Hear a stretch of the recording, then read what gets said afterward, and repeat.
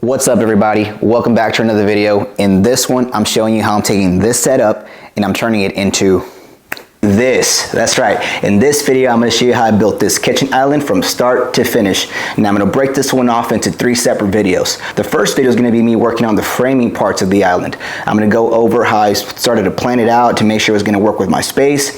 And then the second video is going to be me working on the electrical and the plumbing. I'm going to show you how I went underneath the crawl space to make those connections. And then the third video is going to be me working on the painting of the island. I'm going to go through all that in these series of videos, so hopefully you guys find this helpful. But without getting too far ahead of myself, let's take it back to the beginning. Let's go. Okay, so let's dive right into it. Now, before you start anything, you want to plan it out. Plan. I cannot stress that enough. You want to make sure you're planning this stuff out before you even get started on your build. Now, you can see this is the space that I'm working with. My plan is to build a 7-foot by 5-foot island within this space. Now, before you even start, you want to make sure you measure your adjacent walls. Understand those limits and what you're working with, and then the design is just going to come and start falling into place. Now you can see here, just by designing this a little bit and understanding your limits you're working with, you can come up with something pretty useful. And here is the design that I came up with. Now, again, you want to make sure you're designing your island according to your needs. I do not have a dining room in my house. It's a small house. I just wanted to make this area functional for my space. And so I want to make sure that people are gathering around this island and are able to enjoy themselves and have adequate knee space. So that's going to be critical for my design. You can see the primary seating area is obviously going to be on the back side of this, but if guests want to come in and also enjoy themselves, they can stand on the sides and not have to worry about bumping their knees every single time they're standing around the island. So take that into consideration when you're building your island, what's going to be the primary use for your space and what's going to work at the end of the day. Okay, so now that we got that part of it covered, let's move forward and go on with the rest of the build. So to start off, you want to make sure you lay this out accordingly to your needs. You can see I've already laid it out here in the floor. I've marked and I've used some blue painter's tape. It's very useful to do this step because you can actually mark on the tape and adjust as needed. And if you don't like those dimensions, you can simply get additional tape and just put over the old markings and keep going from there. So I've already done that. I've marked everything out. I've adjusted these lines just so I can have additional clearances on both sides. Now what I'm going to do is start building the actual pony walls and then keep adding the pieces to continue building the island itself. I'm going to start off by working on the pony wall back here. And then I already have my cabinet built for my sink, and so I have to take those dimensions into consideration of how high I want this pony wall to be. The last thing I'm going to do is work on the posts, so that's something I'm going to do later on in this video. But to start off, first thing is build a pony wall to elevation to match the new kitchen cabinet for the sink, and then I'll continue building the actual base for the dishwasher. So those are the steps to get started, and then we'll continue on the video and I'll continue showing the process of how the finishing will come into play. So let's keep going on that.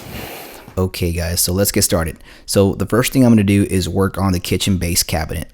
And so everything's going to be dependent upon the location of this. So I want to make sure that it's in the right location before starting anything else. And so you can see me here working with the markings, aligning it to the ground, and verifying that it's not going to conflict with any of the adjacent cabinets, meaning drawers or drawers, whatever could be on the opposite side.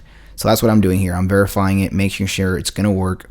And if the door is open, there is going to be enough clearance. So those are just some quick things you want to verify of before you actually install it. After the fact, you're going to want to make sure you're playing with this a little bit more just to ensure that you're not going to have any deviations with the rest of your build. And so another quick tip that I'm doing here is I'm using my 4-foot level and I'm just making sure that the marking is being transferred up and it matches the location of this cabinet. So there's minor adjustments I need to make, and so I need to move it just a tad bit just to make sure that the trim work that I'm doing on the front is going to align with those markings. And so that's what I just did there. I just moved it over a little bit. Now I'm checking the front side, making sure it's transferring down to the right location. Same thing on this side, making sure it's transferring down to the right location. And I'm playing with it and I'm moving it over just a bit. So make sure you do this step as well, because this will help you align it with the rest of your finishes that come into play later on in this video. And then what I'm doing here is I'm using my laser level, and I'm checking to see if there's any big dips on the elevation of this. And so most of them were pretty consistent. I think I deviated maybe for like 1/8 of an inch from one end to the other, but still you want to make sure that this is going to align. You can always shim it up from the bottom, but I needed to do this step to understand how high my pony wall needed to be. And so that's what I'm doing here now. I'm marking out the location of the pony wall, the 2x4s that actually get installed here, and then I'm subtracting, or I'm pretty much adding the thickness of the plywood that's going to go on this 2x4. And so I want to make sure that those dimensions are being accounted for when I'm measuring this. And so that's what I'm doing in this step right here. I'm actually marking the dimensions of my finished face of plywood and then subtracting my 3/4 inch plywood from that on both sides to making sure that I have my dimensions of the 2x4 pony wall to size. And so there it is, 5'3.5" is the dimension of my pony wall from stud to stud. So what I'm doing now is I'm building the pony wall, and since the floor slopes a little bit from one end to the other, it's about 1/4 of an inch. I want to make sure that the top part is leveled, and so I'm cutting both ends first, top and bottom piece obviously, and then both ends, and then I'm infilling them 16 inches on center, assembling it out here, and then I'll take it inside and screw it in place. So let's keep going on that. So this was pretty straightforward. Again, you want to make sure that you're matching these dimensions to the height of your kitchen base cabinet. And so that's what I did here. I measured that dimension, and then I subtracted 3 inches for the top and bottom pieces, and whatever the delta was, I used that to cut these studs to size.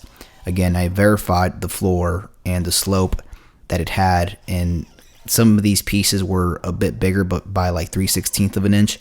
And so that was on the high end, and then the low side, it kind of just matched the height of the kitchen base cabinet.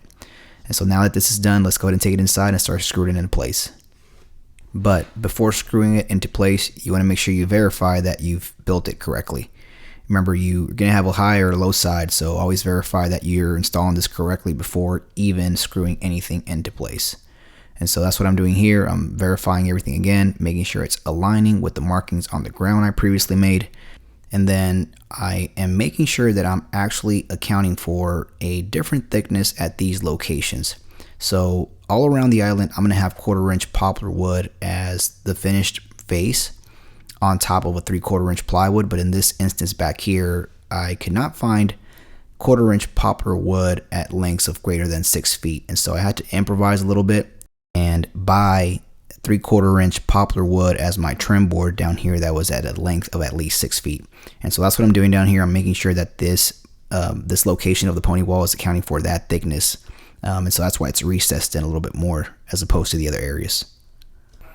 Okay, so now that the pony wall is installed, now the next step to do is measure my 3/4 inch piece of plywood that's going to act as my new side panel for this kitchen island. So same thing as the pony wall, I'm rinsing and repeating. I'm measuring now from the back of the framing of this pony wall and about 3/4 of an inch shy of the front of the actual trim.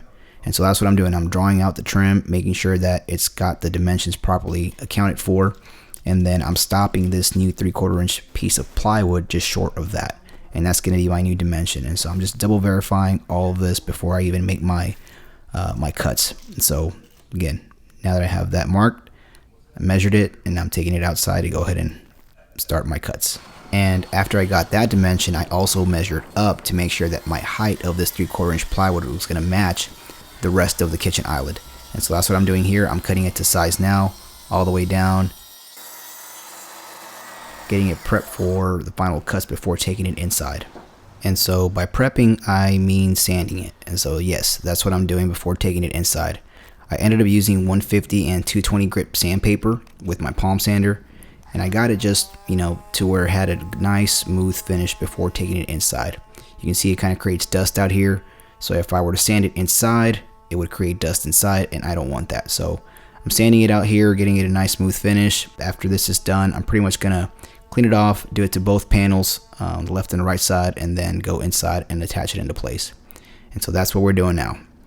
Now you're probably wondering why I did not build a pony wall going both ways. Well, it's pretty simple. I wanted to maximize on leg room, knee space on the sides of these islands, and so that's why I decided to keep them at 3/4 inch pieces of plywood, as opposed to increasing the size of it by eliminating the need of building a 2x4 wall.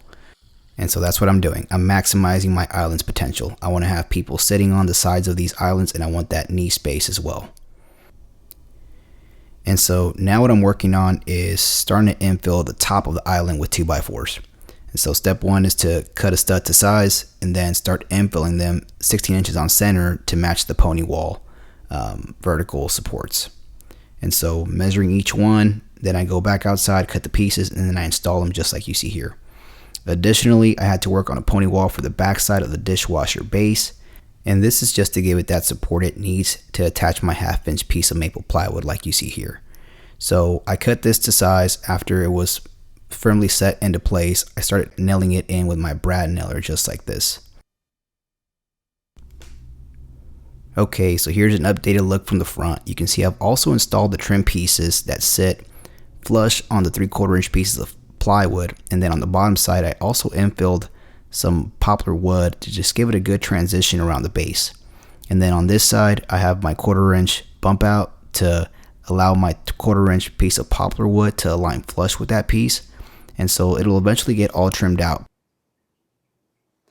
Okay, so here's the update so far. So I've got the base cabinet for the sink installed.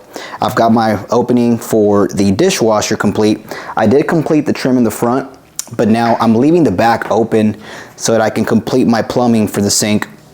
I'll be working on that maybe tomorrow or in the next couple of days, but this is the update after 1 day. Overall, it's looking pretty good. This is the progress after 1 day. I'm gonna come back tomorrow and continue the process of building this out, but that's it for 1 day. We'll catch you guys again tomorrow.